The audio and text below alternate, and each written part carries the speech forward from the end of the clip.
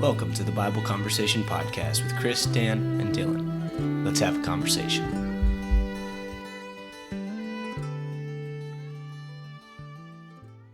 Welcome to another episode of Bible Conversations. This week, I do want to start off. I've gotten permission from Dan to talk a little bit about his private life before we jump into the conversation. For the next couple of months, Dan will really, unfortunately, not be with us very much. His wife is going through some struggles with a pregnancy, and he is going to be taking care of her. That is first and foremost, and we are fully supportive of that. We are appreciative of him, and what we want to ask of you is to pray for him. Very simply, just to pray for him. He's soldiering on through this. He's working. He is taking care of his wife and 3 kids all at the same time, and it is a tall task. And he has people in his life who are there for him to help him in whatever case he needs, but he can always use more prayers.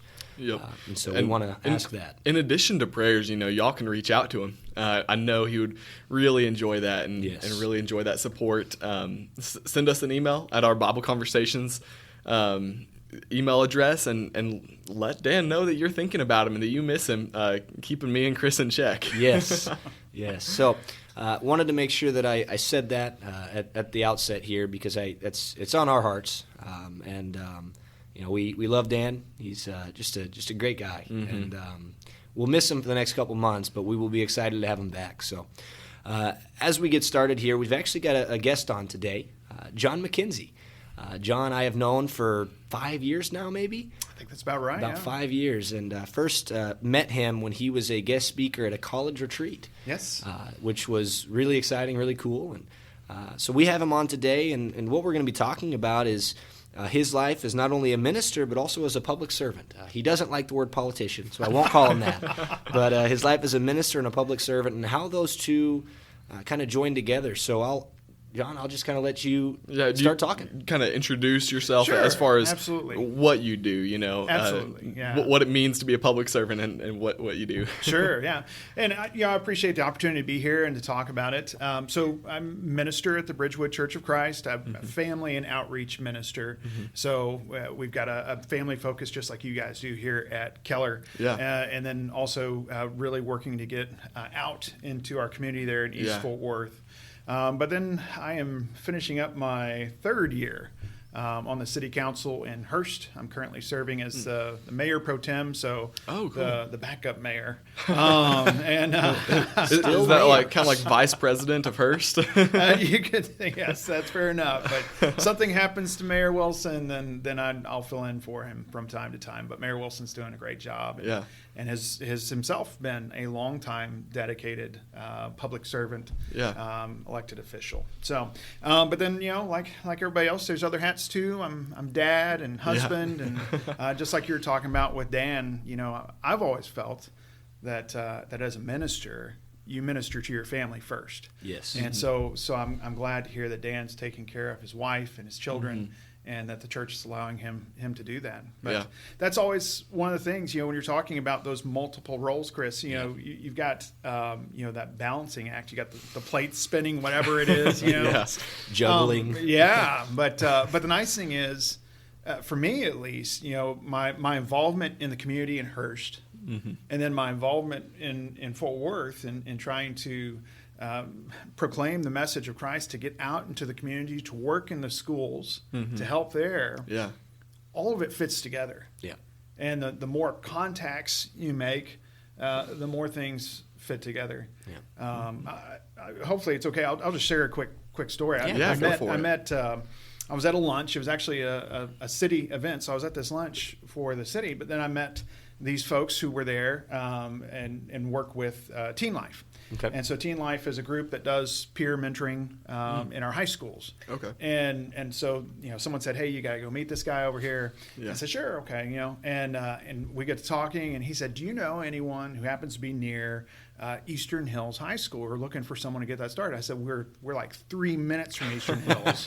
Yes, I know someone. And I know someone. Yeah. And we're like 3 minutes from there, and I've been trying for a long time to get something going, get an opportunity. Yeah. Just to work and to help in the community at that high school. Yeah. And so often, if we're just out there and meeting people and talking, these things all work together. So probably not exactly where you want to go right off the bat. No, I think that's exactly where we're wanting to go. Just the relation between being a minister, being a public servant. Because when you look at Scripture, right, as we are to be ministers, right, well, we are to be servants. We are servants of God. We are servants to each other. The first shall be last, the last shall be first. We are to serve others, and that's first and foremost. And when you look at all of our elected officials, when they are sworn in, they swear that they will serve the public. Sure. And unfortunately, not all of them do that. But I think the correlation there between serving the public as an elected official and serving the public as a Christian should be one and the same. Absolutely. So I guess if you can elaborate a little more on how in your life, whether it's through stories or whatever, but you've seen those two kind of merge. Sure. The one thing that I think has been welcomed or refreshing, I'm not sure which one you want to say, but when I was out and originally campaigning and running there in Hurst, so many people would ask, what do you do? And I say, I'm a minister, and they were happy. They were, we need more ministers who are involved in kind of like they're thankful. Hey, we're going to have some religion coming into this. Oh, well, maybe not. They're just happy that here's someone. Okay, I kind of know what this person's going to be thinking. But the fact that people have been welcoming and accommodating for that. Yeah. But it's also something where let's say the city council there in Hurst, right? And with the same here in Keller, we'll be same with the school board. Each person brings in their individual background and experiences. Yes. And so we listen to each other. And we make decisions that in our instance are in the best interest of all the citizens in our city. Yeah. Same would be true of the school board over here in Keller. Lots of challenging decisions being made if you're on a school board right now. Especially now. What a year. I pray, just having the limited amount of knowledge I do from my experience, I pray even more now for those folks who are on the school board making those tough decisions, for those folks who are down here at the State House, for our county officials, for our federal level officials. Yeah. I know what my little piece of that puzzle looks like. Yeah. And then to think it only gets bigger and more. There are more challenges, more opportunities too. Yeah. It brings a new light to the pray for the governing authorities, right? It really does. When I read Romans 13, I always just kind of like, okay. Now I really understand that. But of course, I'm not the only one. I mean, right over here in Roanoke, you got Mayor Garish, Scooter, and so member of the church over there. You got Mayor Johnson over here in Dallas, and so quite a few folks around. Yeah. That's awesome. Yeah. Well, as you were talking about the connections that you're able to make with the church through your work as a public servant, it actually reminded me of kind of what Paul was talking about in 1 Corinthians chapter 9. Towards the end there of chapter 9, he's talking about how he is able to reach more people by connecting with them. And it reminds me of what you're saying. You're able to reach more people for the church by connecting with them through your work as a public servant. And I'll go ahead and start in verse 19 of 1 Corinthians chapter 9. But he says, "For though I am free from all, I have made myself a servant to all, that I might win more. To the Jews I became as a Jew in order to win Jews. To those under the law I became as one under the law, though not by being myself under the law, that I might win those under the law. To those outside the law, I became as one outside the law, not being outside the law of God, but under the law of Christ, that I might win those outside the law. To the weak I became weak, that I might win the weak. I have become all things to all people, that by all means I might save some. I do it all for the sake of the gospel, that I may share with them in its blessings." That really reminds me of what you're talking about, that you've become a servant to all. You've become like this. You've made connections here so that you might win some, all for the sake of the gospel. Sure. It's really cool when you look at it in that light. I've been a minister for, guess 18 years now. Yeah. It's been a while. That's as old as Dylan. I know. No, that's older than Dylan. So, it's been a while. Obviously, there's guys who have been doing it a lot longer than me. But one of the realizations I came to is that my circle of people who are around me are all folks I go to church with or I know from other churches, and that's great and that's good. But isn't it better to go out and to reach some new folks? And so one of the opportunities that we've had that just kind of has come along, it's one of those again where there's this merging, right? So I started volunteering at a food pantry there in Hearst through a connection I made through the city work. Yeah. Right. And so they started giving us their excess items. So things that were going to go to waste, bread and other produce, things that perish very quickly. Yeah. And then, they said, is there any way you can get rid of these? Yeah. Right. And so we started doing these pop-ups on the church parking lot. Wow. And so we have met more people out on the parking lot, no schedule, no promotion, just out there. We have a banner now. We're high class. We have a banner, and just bread and Bibles, right? Wow. That's what it says. Free bread underneath it, and Bibles. Man right? shall not live by bread alone. That's right. That's right. We get all that. People always awesome. come up and they've always got. But what's great is I have met more people in the last 2 months of doing that. Mm-hmm. We do it maybe twice a week if we have the items. Yeah. Started more conversations. We've given out, I don't know, at this point, well over 100 Bibles. Wow. And to have these interactions with folks and to experience, to hear what they're going through. Because, a lot of people are going through really hard times right now. Yeah. People just want an ear. They do.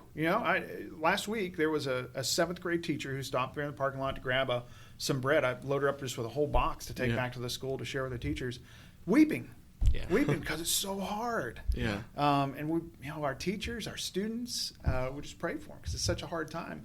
But to be out there, I never would have met that woman any other way, right? And a lot of the other folks.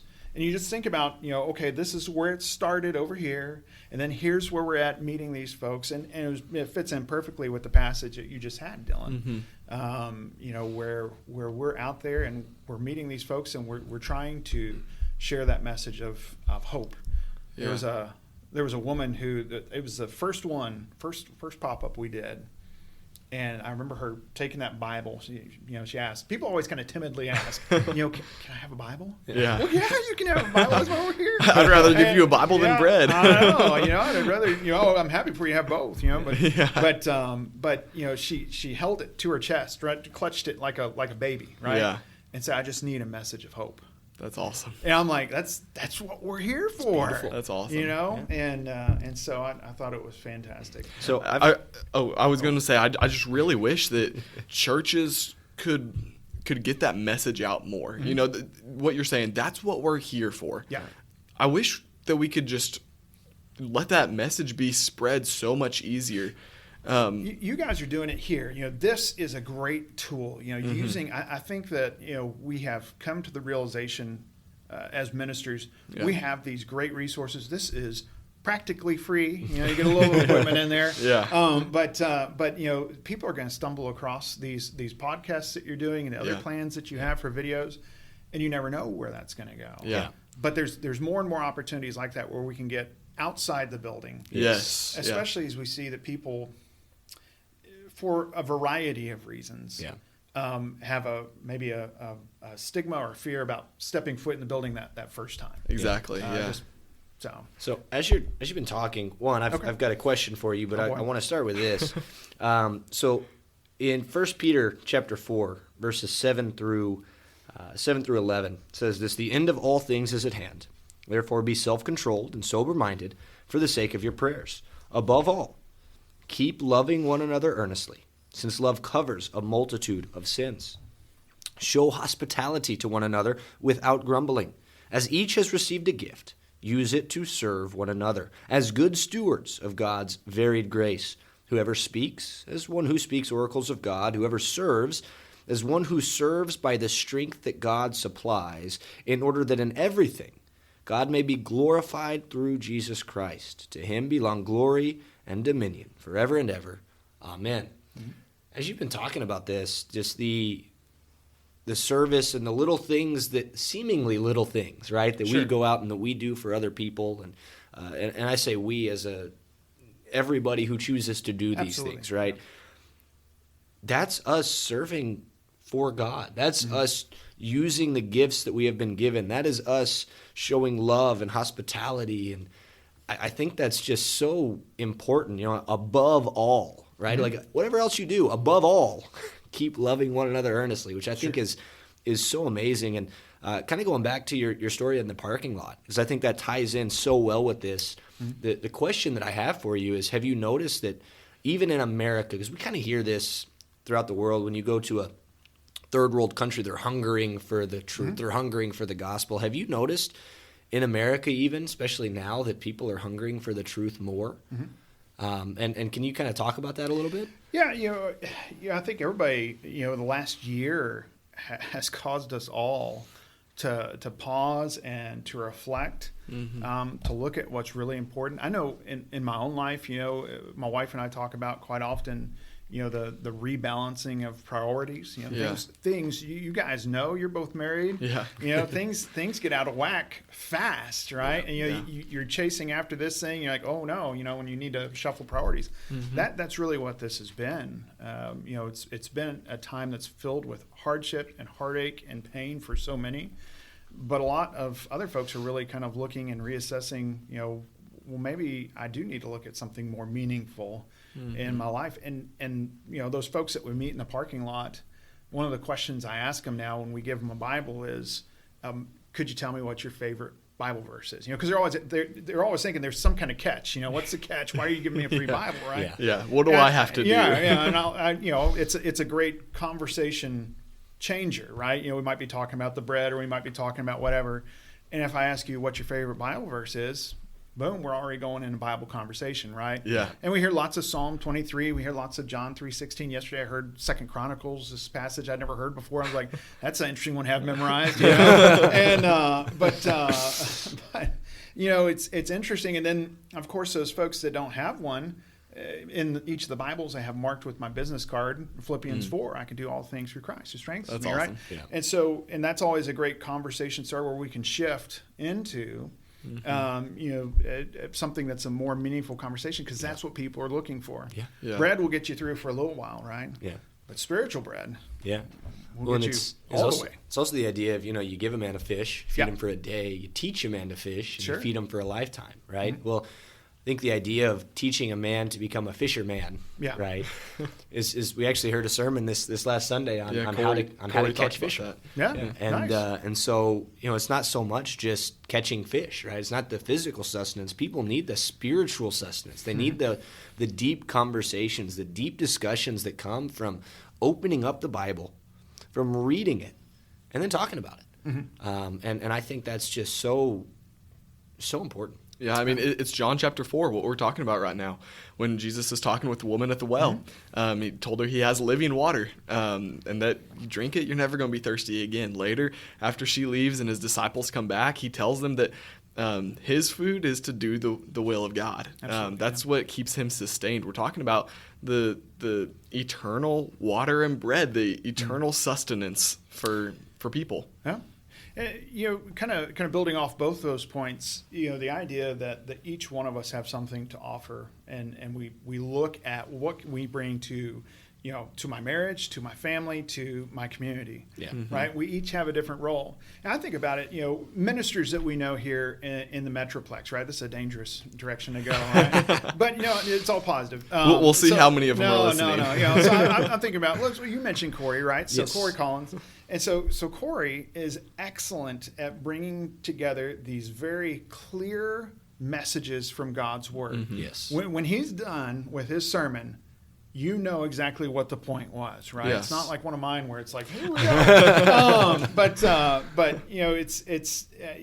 Corey does such a great job. I think too, like Spencer Ross. Okay, yeah. Spencer and I have worked on many projects together, and he can outline very detailed. A detailed outline. He can put together a lesson plan, a concept. He's my go-to guy for that. And if you need creativity, you go over to J.J. Hendricks. And the list goes on, right? Yeah. If I try to emulate any of those things that those guys do, I'm not going to do it as well as they do. Yeah. But I've got things that I can do, right? And so each one of us fulfilling that role, and then knowing, here's the person I can go to if I need this help. Here's the person I can go to.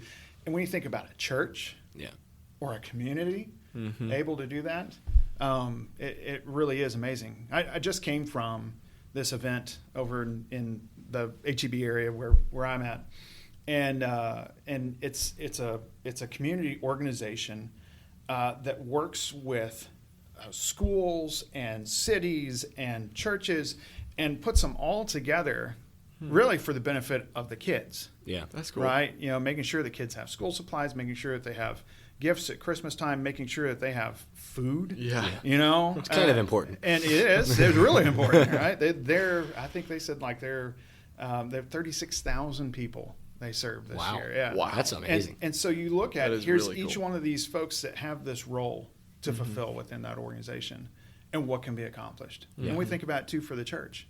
Right? If everybody's doing their part, Scripture talks about that very clearly. Oh yeah. Each one of us, different part of the body, different role. If we're all feet, or if we're all hands, if we're all eyes, we're going to be weird looking. But the fact is that we have things that we can accomplish for the cause of Christ. Yeah. Right. Yeah. That really matter. You guys had I interrupted your point you were going to. I'm sorry. No, you're good. No, okay. That's so perfect, and it makes me think about how one is not more important than the other either.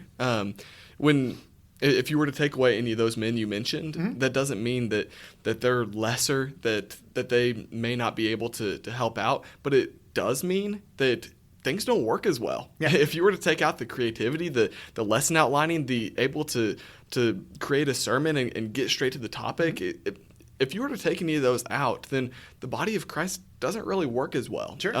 I was talking about that about a month ago in a sermon I was preaching here. And talking about how we are one. Yes. I was going back to Ephesians chapter 4, the 7 ones that Paul lists out there. And one of those is one body. And when I was telling folks about how we are one body, the picture I put up on a slide was of gears, that all fit together. And when one gear turns, the rest of them turn. You take one gear out or you throw it off and that gear doesn't turn, then the rest of the entire body cannot turn. Right. And so thinking about it in that sense, as far as we work together, and if you take one of us out or someone's not doing their job, or if they wish they were in a different spot in the body. Sure. If you become the squeaky gear. Yeah, exactly. Yeah. And so I love that point that you bring up as far as we got to work together. Absolutely. Yeah. And we see that right now too, especially, I think it's so important to try and maintain focus. I think that right now, especially, we're kind of on the end of, I won't say the end, but we're somewhere toward the end of this really long pandemic. Hopefully, right? I hope I'm hoping that sometime summer, fall, something like that. We'll see. Yeah. But everybody's tired. Oh yeah. Everybody's worn thin, and tensions are high. Whether we're talking about within the church or within the community, and so that grace that we can extend to people, the love that we can show when we understand the challenges that we're all facing, it really makes a difference for sure. Well, I've got one more question for you. I don't know, Dylan, if you have any more. Oh, you go ahead. I'll think of something, I'm sure. But my question is this: why are you a servant? So whether it is a servant of Christ or whether it is a public servant, sure. Why are you a servant? Goodness, that's a great question, Chris. And there's multiple levels to that. Kind of peel it back, right? Yeah. So part of that is obviously the example of my parents. You guys probably don't know. My dad was on city council in Hearst for 20 years. Wow. And so he served from like 1980 to 2000, I think. And so that's what I grew up in, right? Yeah. So I grew up going to these city events and watching these things and kind of seeing that. And for me, it was those decisions that were made that kept our city a great place to raise my family that I want to continue doing that for the next generation to come. Yeah. Making decisions that hopefully make this a great place that if, my kids decide to stay in Hurst, it'd be a great place for them to raise their families. So I saw that example. But then there's the other example that I saw from my parents, my dad, my mom, of Christian service, right? Dad was an elder in the church and always, teaching Bible, things like that. And so I learned from that too. My wife too, a preacher's kid. And so, we have this, all this that's been taught into us and lived into us by our parents. Yeah. And you realize that when you're living a life that's, when you're a servant, you've got that servant's heart, I guess you'd say. Mm-hmm. You realize that the focus is on others, right? I'm not going to focus on me. I don't really want to talk about me. I'd rather let's focus on how we can work together to solve this problem or how we can accomplish this. Especially right now where you guys realize there's so many people who are hurting on multiple levels, physically, emotionally, spiritually, you name it. And we have an abundant opportunity to reflect God's love, God's peace, God's hope through all the things that we do. So going off of that. Okay. You found your question. Yeah. Good. Yeah. Well, listening to you talk made me think of something, The reason you're servant, essentially, to sum up, is because of the example that you've been given. Yes. And so my question is, out of everything that you do as a servant, what is the best example that you can leave for people to, one, see the grace of Christ, or two, to show people how to be a servant? What is there an opportunity? Is there something that you see that you love doing, that you see something that you can give as an example to, like you said, the next generation or to a world that's lost and hurting? Sure. And that answer is going to be different depending on who you're talking about. Of course, yeah. If it's my own kids, that example is not getting lost on the fact that I'm their dad. Yeah. Right. And making sure that's always my priority. Mm-hmm. Lots of things, now not as much because things have kind of, a lot of the different things that we do have kind of changed, but in everything we do, making sure that I'm a husband first. Yeah. That I'm dad to my girls. Yeah. And then looking at how we can serve. But as far as those folks in the community, I think that I would just want them to see, someone who's there to help. Yeah. Right. I think that there's kind of this wouldn't be true of everybody, but there is an impression that the church is just out to get my money, right? Yeah. I remember sitting in when I was doing my MBA, I remember sitting in a class. It was spirituality and leadership as part of a business degree. It's an interesting class, okay? But I was the minister in a class with all these folks who were CEOs and CFOs and all those other great titles that we have, right? And so, when it came time to talk about, the spiritual things, here you are, the one minister and everybody else in the business world. But I remember very vividly this gentleman saying, about these negative experiences he had with churches just always wanting money. I was like, I would not want that to be the example because the example I would want to give is I'm trying to give you, this. I'm trying to give, not more ask. Blessed to give than to receive. Absolutely. Yeah. And we realize where that perception of, misguidance or misfocus comes from. From some of the things that we see around us. But it's the idea that we're here to help. We're here to listen. We're here to be the hands and feet of Jesus. So I've got to admit, I kind of gave you a leading question because I was thinking of a verse. Okay. Now I see how it works. And you hit the nail on the head. Okay. With why we're a servant and the whole purpose of being a servant in general, regardless of where it is. And it's Philippians 2:3. Do nothing from selfish ambition or conceit, but in humility count others more significant than yourselves. Sure.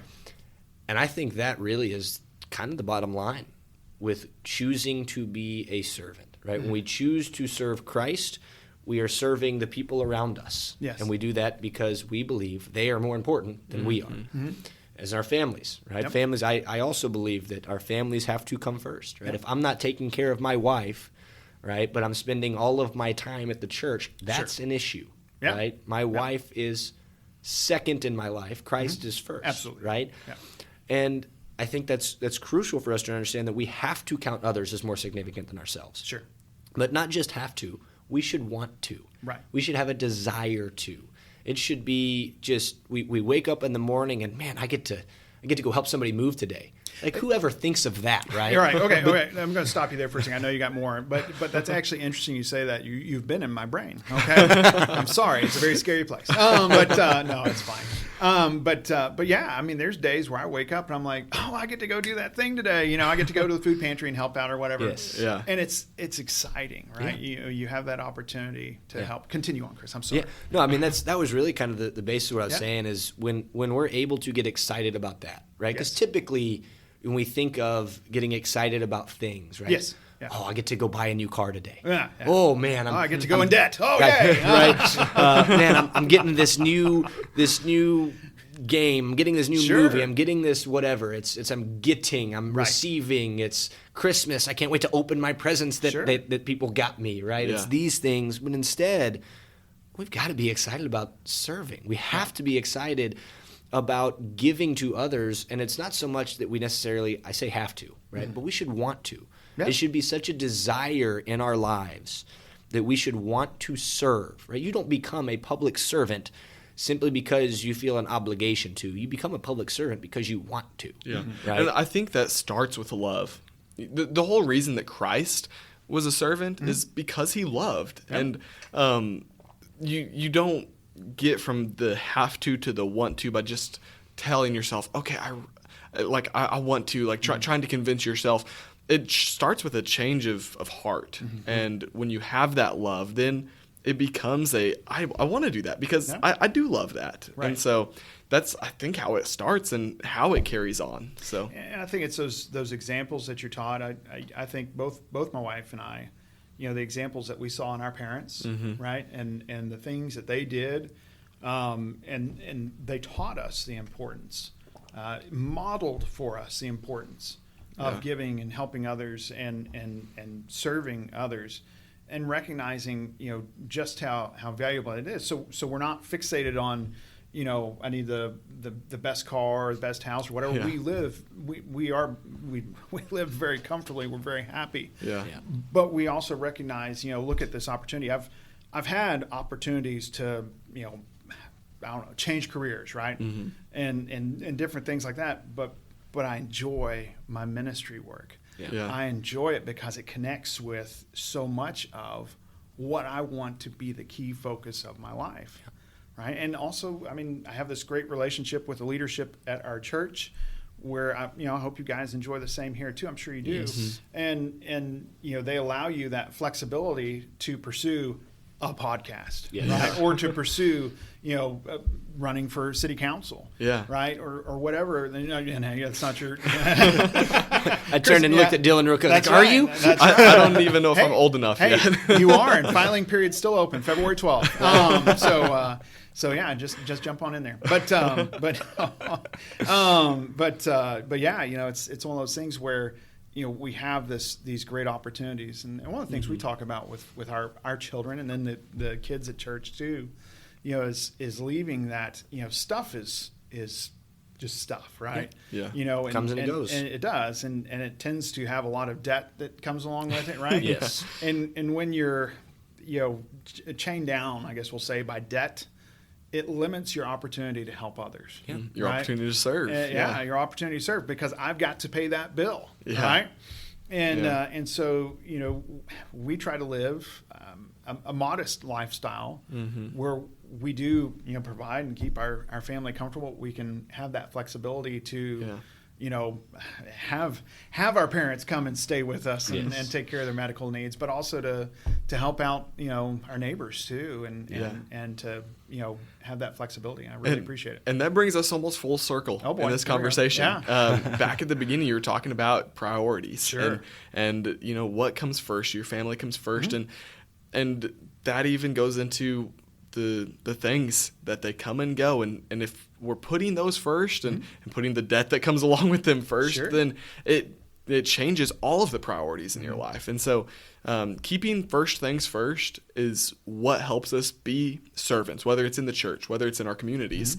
And keeping first things first, that can be so simply described as what Christ said. What is the greatest command? Love God. Yeah. And the second greatest is like it. Love others. That's right. So, I mean, it gives me chills when I think about it, that we are almost having these realizations 2,000 years later, and Christ said the same thing. Sure. 2,000 years ago. Yeah, we think we're so smart, and then we're like, oh, there it is, right there. Exactly. He already said it. Exactly. Right. Jesus said, "Love God, love others." And it's not just, it's every resource that we have. I mean, you guys, I don't know what your schedule's like for a work day. When I was your age, there we go. I'm getting old. I'm your age. But when I was, you guys were both in your 20s, right? Yeah. Yeah. Not for long. Not for long. Okay. Well, just started. It's just a number.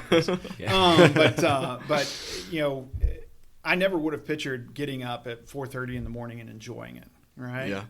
But I get up at 4:30 in the morning now. I really like it because I can get all my work done. A lot of the church work, the things that there might be distractions and different things come along. I can get all that done. A lot of the things that need to get done between 4:30 and 7:30. And then what does that do with the rest of the day? It leaves it open. There's still other things that need to get done, right? You can't finish a work day in 3 hours. Yeah. But I've already got that big lead on it, and so that leaves that space in the day. Yeah. So that when Dylan and Chris call and like, hey, can you come do a podcast? Well, yeah, I can. I got time, and so you've got that space in your time, you've got that space in your budget, and so you're here to help, you're here to serve, you're here to play whatever role you can, encouraging people. That's awesome. That's awesome. Well, Jon, I just want to thank you for coming on. Absolutely. It's been a blast. It's been a good conversation, I think. And I'm sorry we couldn't talk more about politics. I know you're wanting to, Chris. As much as I would like to, there's more important things. There's so many more important things. There we go. But I really do appreciate it, and we wish you all the best. I appreciate it. We hopefully will have you on again. Yeah, that'd be great. For all of our listeners, we want to thank you for listening. We appreciate you guys taking the time out to tune in, and hopefully you've enjoyed this conversation. If you have any thoughts, comments, or anything that you'd like, please listen as you can find out how to reach us. We love you all so very much. Have a wonderful day. Thank you so much for listening to the Bible Conversations podcast. I want to tell you about a couple of ways in which you can be involved or help us out. You can like us on Facebook and share our posts. You can send us an email at kcocbibleconversations@gmail.com. You can follow us on Spotify or Apple Podcasts. You can even leave a review on Apple Podcasts. We're also partnering with Ministry League. This is a wonderful app full of so many different resources to help you grow your faith. We love you all. Now let's go start a conversation.